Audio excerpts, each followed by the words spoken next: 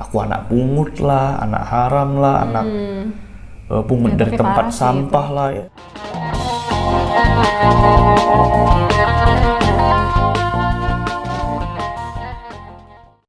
Hai, welcome to our YouTube channel bersama saya Antoni dan kita. Nah, jadi ini video pertama kita. Jangan lupa like, share, dan subscribe supaya kita makin semangat untuk bikin video-video berikutnya. Yap, kita bikin video ini karena kita terinspirasi dari teman-teman kita yang banyak sekali nanya, sebenarnya suamimu itu orang apa sih? Aku sebagai istri ditanyain, nah apalagi ke dirimu ya. Aku sendiri. Ada yang bilang orang India, ada yang bilang Arab, Pakistan. Terus tahu nggak aku jawab apa? Jawab apa? Ya, orang Chinese. Terus mereka cuma ada yang cuma diam, ya dibaca aja, di read doang. Besoknya tanya lagi, besoknya tanya lagi kan. Tapi nggak ada yang percaya juga ya. Sebenarnya aku ini aku ini orang Chinese. Tapi memang mungkin dari kulit enggak, dari muka enggak. Karena kita tahu kan orang Chinese itu kulitnya putih, terus matanya sipit. Ini kulit ya nggak terlalu putih. Dan jenggotan, mata nggak sipit juga ya? Mata juga nggak sipit. Aku pribadi ya sebenarnya memang orang Chinese. Aku sendiri juga sering ngalamin. Kalau ketika aku bilang aku ini orang Chinese, orang banyak yang nggak percaya. Iya kan, benar iya sih. sih, Banyak nggak percaya. Ya menurutku juga wajar sih, make sense sih kenapa orang nggak percaya. Maksudnya kamu bilang kamu Chinese, cuman dari mananya gitu? Dilihat dari jauh nggak, dari dekat pun nggak juga sih, nggak mirip juga sih.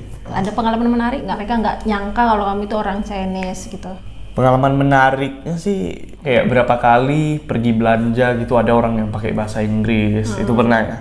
Terus kayak pernah, karena aku Chinese tapi orang nggak tahu aku Chinese, jadi pernah gitu kayak waktu aku kerja kan, dan dulu itu pernah kerja di marketing, dan aku pergi ke satu hotel gitu untuk ambil tagihan. Dan pas nyampe di hotel itu ya ketemu lah, jadi yang akuntingnya itu 2 orang Chinese, cewek kan. Terus aku baru masuk nih, terus mereka pakai bahasa Teochew ya. Dan bahasa itu yang mereka tuh ngomong kayak, coba kamu lihat muka orang ini. Artinya dalam bahasa Indonesia. Nah, dalam bahasa Indonesia aku artiin. Coba kamu lihat muka orang ini. Terus temannya bilang, iya kenapa? Mukanya mirip kan sama teroris di film Hotel Mumbai. Asli. Terus kamu gimana? Ngalamin. Dia menjawab nggak? Enggak, itu enggak aku jawab. Aku cuma perhatiin aja, gitu aku diam aja. Tapi nggak bikin reaksi yang kayak ngerti, enggak. Maksudnya biasa aja. Jadi mereka mikir seolah-olah nggak ngerti gitu loh. Dan terakhir, dan dia ngomong itu di depanmu? Di depanku, karena di ruangan itu cuma kami bertiga, jadi nggak mungkin dia bilang orang lain. Oh iya, benar-benar. Dan ya responku ya udah aku biasa dulu, tapi sampai pas sudah keluar, aku ngomong terima kasih pakai bahasa Teochew. Terus? Nah, itu langsung kaget, mereka langsung saling lihat-lihatan gitu. Ya? Jadi mungkin pengalaman-pengalaman menariknya mungkin itu ya. Dulu aku juga kerja di hotel gitu, sebagai resepsionis, dan aku memang bisa bahasa Mandarin. Dan ketika aku, maksudnya ya kita pede aja kan ngomong bahasa Mandarin, kita bisa. Kebetulan ada tamu-tamu dari Singapura itu mereka kayak kurang ngerti gitu loh kalau bahasa Indonesia atau bahasa Inggris yang tua-tua rata-rata. Jadi aku ngomong bahasa Mandarin, dan respon mereka ada yang, wih hebat ya, tapi ada juga yang, wih kamu gitu ya? Kaget, wih kok bisa bahasa Mandarin? Iya aku orang Chinese. Wih orang Chinese apa kamu hitam-hitam kayak gini katanya? Jenggotan lagi. Oh enggak, kalau di hotel enggak bisa jenggotan. Iya, betul. Tapi kulit belum ada jenggot. Dulu belum ada jenggot. Jadi banyak struggle itu orang nggak percaya, dan itu yang bikin tuh kayak aku tuh sampai di satu titik ketika ditanya di kerjaan itu aku bilang Chinese juga kalian nggak percaya. Juga di Singapura ya, kemarin dirimu bilang yang pas antri atau gimana itu? Jadi waktu di Singapura itu aku ngantri kan. Pas waktu di antrian itu Aku di belakang nih, depan nih ada ibu orang Chinese. Ibu itu tiba-tiba pakai bahasa Chinese kan. Terus sama cucu-cucunya di belakang, hati-hati barangmu katanya. Terus aku lihat di belakang, aku diam aja kan. Sini dekat sini, itu barang semua taruh di depan katanya. Di Harbourfront Singapura di jalan maksudnya mau pulang ke Batam. Simpan itu, nanti orang belakang itu mau nyuri barang itu kan. Iya, dan di belakang cuma ada aku. Sangat dinilai kayak gitu loh, maksudnya kayak yang mungkin karena dari penampilan agak sedikit menyeramkan mungkin. Iya, penampilan mungkin, tapi dulu percayalah, dulu nggak ada sih brewok kayak gini. Terus? Tapi lebih seram dari ini mungkin. Ketika ditanya di kerjaan, itu aku bilang Chinese juga kalian nggak percaya.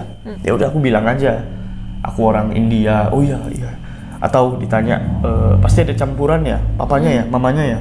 Terus aku bilang ya, oh iya ada campuran. Pokoknya orang India ya, oh iya. Jadi biar selesai gitu. Ini pertanyaan yang banyak ditanyain oleh teman-teman. Orang kan, teman-teman di luar sana kan pasti pengen tahu nih gimana ceritanya. Sebenarnya gimana sih ceritanya kok muka seperti ini jadi orang Chinese itu gimana?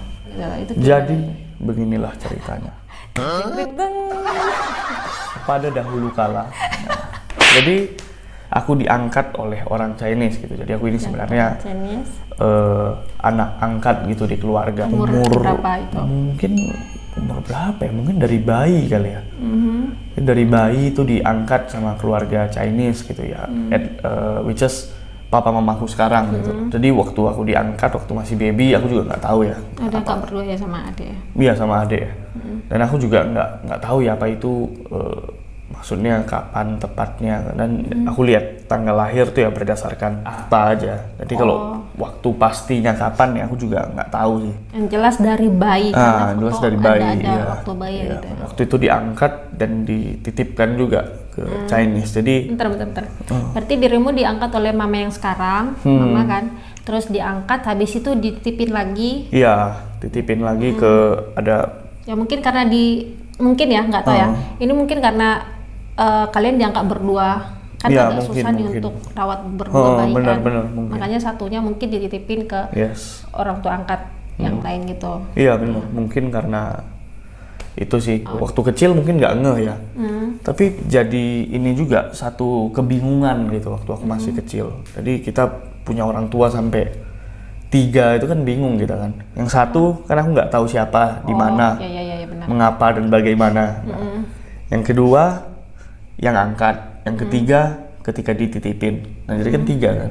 Kupikir dulu itu orang tua kandung, karena yang jaga aku dari kecil, dari baby. Itu dirimu titipin sana sampai umur berapa tahun? Mungkin sampai mau masuk TK kali. Berarti lama masuk juga TK ya? balik, iya lama sih. Aku samar-samar masih banyak sih ingat momen-momen waktu di mama angkat ya? Iya, di mama angkat itu. Itu ya? Aku pikir aku dari situ. Jadi waktu dirimu di sana manggilnya apa? Mama? Mama juga. Manggil ada mama, papa ada juga. Jadi manggilnya mama, papa, Cece. Tapi ketika pindah, ketika udah mau masuk TK itu dibalikin.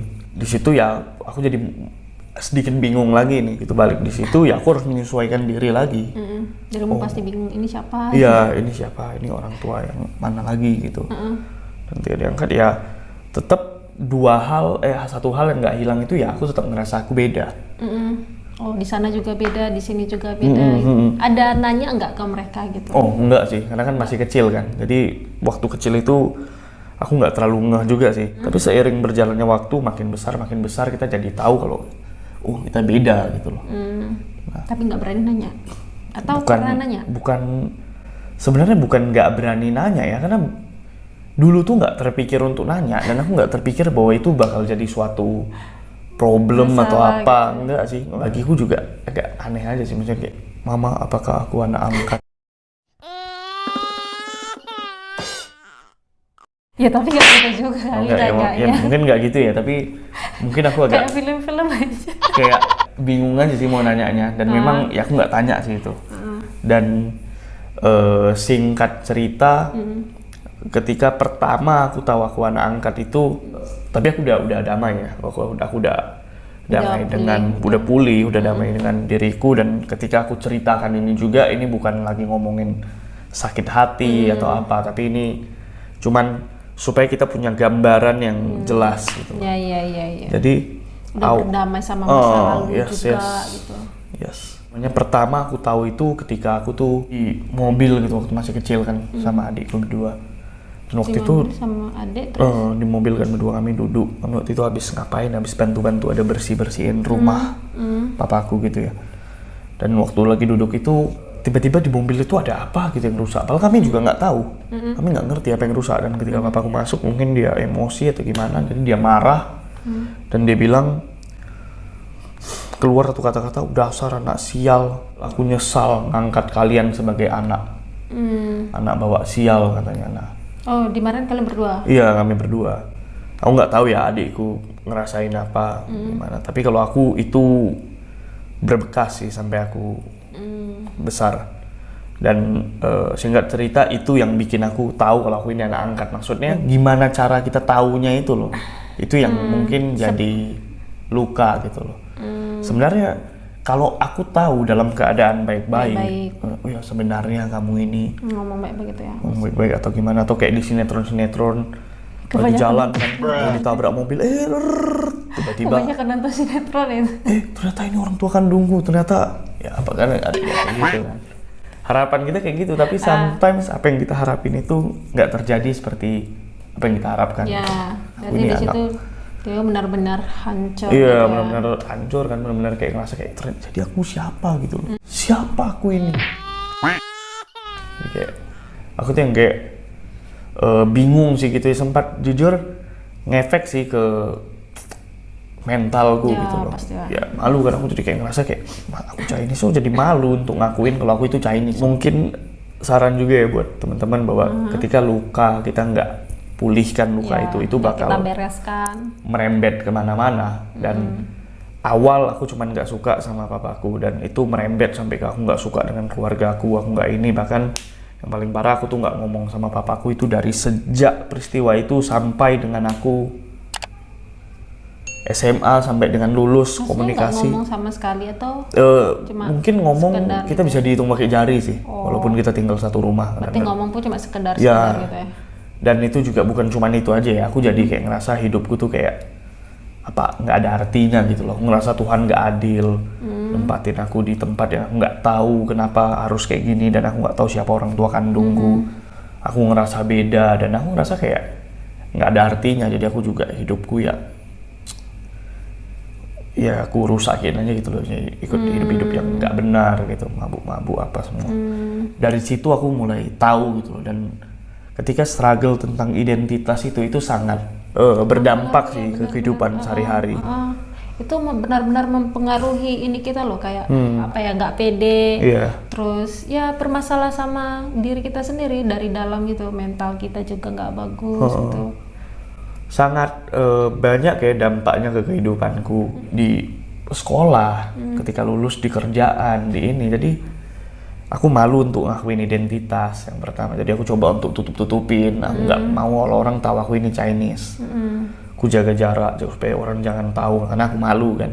Dimana ada satu kejadian gitu di sekolah, mamaku datang bayar buku dan aku diceng-cengin sama teman-teman. Woi, kok beda sendiri nih, Hitachi, hitam tapi Cina. Jadi hitam tapi Cina. Mungkin itu lucu, tapi bagiku dulu itu sangat nyesek gitu ya. Nyesek gitu. Jadi satu tekanan gitu loh buat aku. Dan ada kata-kata tuh yang kayak mungkin orang biasa aja ya, tapi orang tuh bilang kayak aku anak pungut lah, anak haram lah, anak pungut dari tempat sampah lah ya.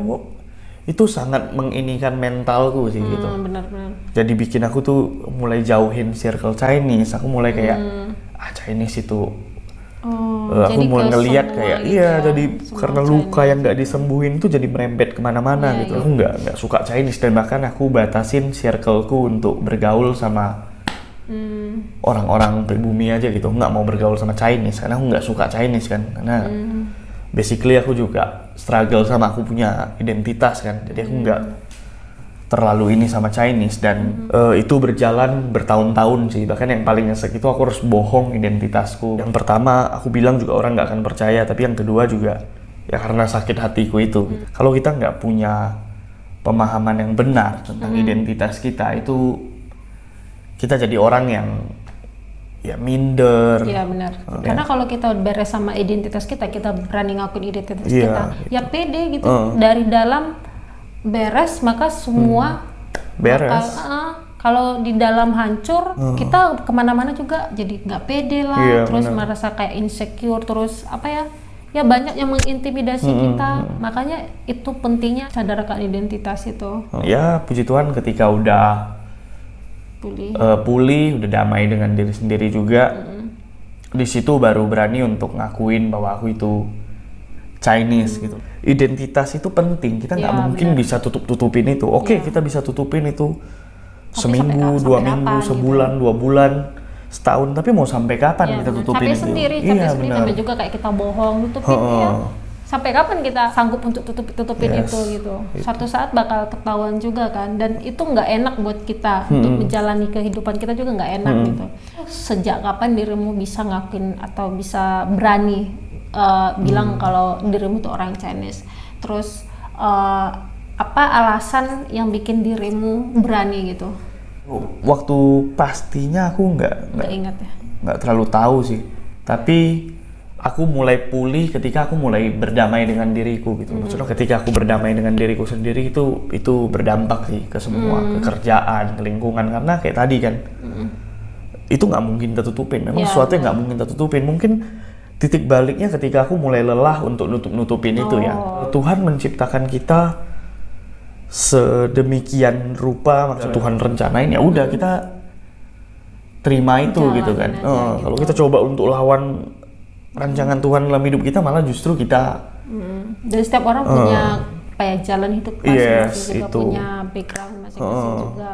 Ya mau gimana kita ya jalanin aja gitu. Jangan bersyukur aja sih. Justru ketika aku mulai pulih juga, itu sangat banyak sih dampak baiknya, efek baiknya dalam hidupku. Yang pertama, ketika aku mulai bangga, aku ngerasa aku bangga jadi orang Chinese. Walaupun aku beda ya, it's okay. Sebenarnya cuman pikiranku sendiri aja, aku merasa tertolak, merasa terini karena luka di dalamku. Nggak ada buktinya, aku malah lebih pulih, lebih free untuk jadi diriku sendiri, nggak harus tolak. Nggak harus pakai topeng lagi ya. Maksudnya ya udah, kalau memang aku Chinese terus. Kalau beda terus justru yang itu beda justru itu unik gitu, benar nggak? Jadi ketika aku mulai pulih ya aku mulai pede sih. Jadi aku kecil itu ada les bahasa Mandarin. Aku memang bisa bahasa Teochew, aku lancar banget ya karena itu bahasa dari kecil ya. Tapi kita memang nggak pernah tahu ya apa yang Tuhan rancang dalam hidup kita. Bahkan bahasa Mandarin ini sekarang kepake gitu di kerjaanku. Aku kerja di lingkungan yang dimana ekspat kami itu rata-rata orang dari RRC ya, dari Cina daratannya. Jadi di situ ekspat kami, jadi aku bisa komunikasi dengan bahasa Mandarin. Sebenarnya ketika di hotel juga udah pakai sih, cuman masih kayak malu-malu dan sekarang lebih intens gitu. Dan itu sangat membantuku.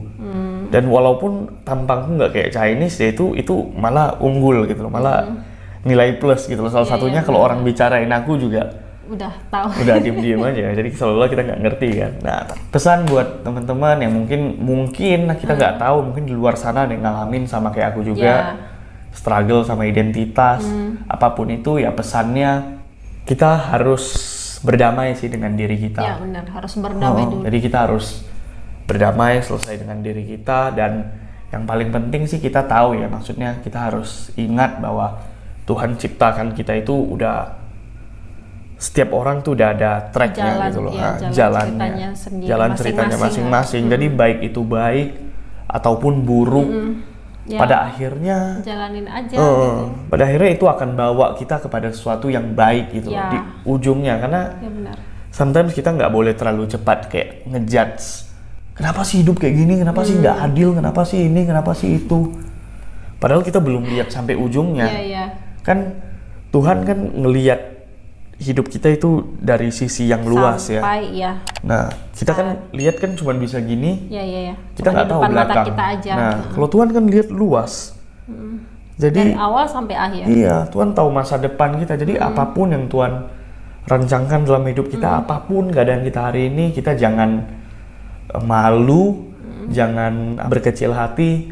Percayalah, semua yang Tuhan rancangkan dalam hidup kita itu baik untuk kita. Mungkin kita belum lihat sekarang, tapi one day kita bakal sadar. Ya mungkin itu aja. Kami berharap teman-teman semua yang nonton channel kami dapat dikuatkan. Iya, dikuatkan dan juga jadi tahu informasi sebenarnya sebenarnya aku orang apa, suami dari Nita ini orang tapi apa. Penting sih karena ada banyak yang nanya jadi kita inisiatif mau bikin video ini. Jadi karena capek juga kan untuk jelasin ke satu-satu orang gitu. Jadi aku nggak perlu jelasin panjang lebar lagi.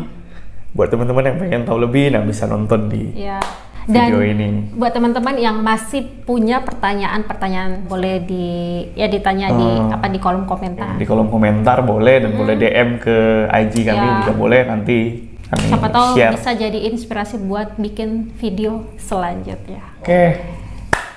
Oke, thank you. God bless you. God bless. Bye.